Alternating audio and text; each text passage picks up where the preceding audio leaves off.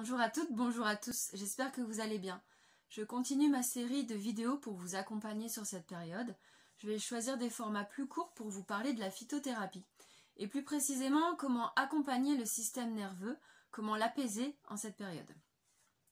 Donc en ce moment, je rencontre beaucoup de gens qui présentent des symptômes d'angoisse, d'anxiété, beaucoup d'insomnie, troubles du sommeil en tout cas, et voire des palpitations ou des sensations d'oppression.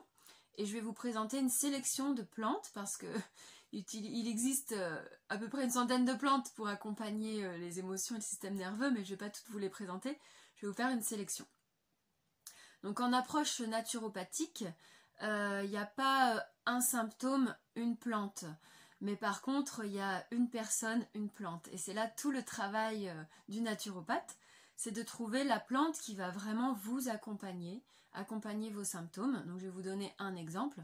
Si vous me dites j'ai des insomnies, je vais vous poser des questions sur est-ce que c'est des difficultés d'endormissement, des réveils nocturnes, plutôt des réveils matinaux. Est-ce que c'est lié au mental ou à des douleurs physiques? Je vais investiguer pour essayer de trouver la cause. Et puis surtout trouver une plante qui va certes vous aider à dormir, mais accompagner aussi d'autres symptômes avec lesquels vous venez. Ça pourrait être voilà, des douleurs ou un choc émotionnel. Enfin voilà, c'est tout le travail d'investigation pour trouver la plante qui va agir sur plusieurs systèmes. Donc je vais vous proposer une sélection. Je vous parlerai de différentes formes galéniques. C'est quoi? C'est les formats qu'on peut trouver dans le commerce ou quelquefois dans la nature si on parle des plantes fraîches. Et c'est ce qui va nous permettre de prendre la plante, donc c'est la forme. Donc on a par exemple des plantes sèches qu'on trouve en tisane ou en gélule. On a ce qu'on appelle la teinture mère, qui sont des plantes qui sont macérées dans de l'alcool pour extraire certains principes actifs. On a aussi des macérats de glycérine, alcool et eau, par exemple en gémothérapie, donc les bourgeons. Et ça va permettre d'extraire d'autres principes et d'avoir une synergie peut-être un peu plus énergétique au niveau de la plante. On a aussi une forme qui est assez populaire, c'est les huiles essentielles. Donc là, on extrait dans un alambic les molécules qu'on appelle les molécules aromatiques, qui sont assez lourdes et qui sont sous forme d'huile.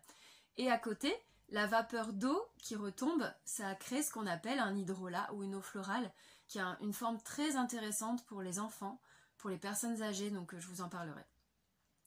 Je vous recommande vraiment de faire attention dans l'utilisation des plantes, c'est pas anodin, c'est assez puissant, ça peut avoir des contre-indications, donc je vous les préciserai sur les plantes dont je vais parler.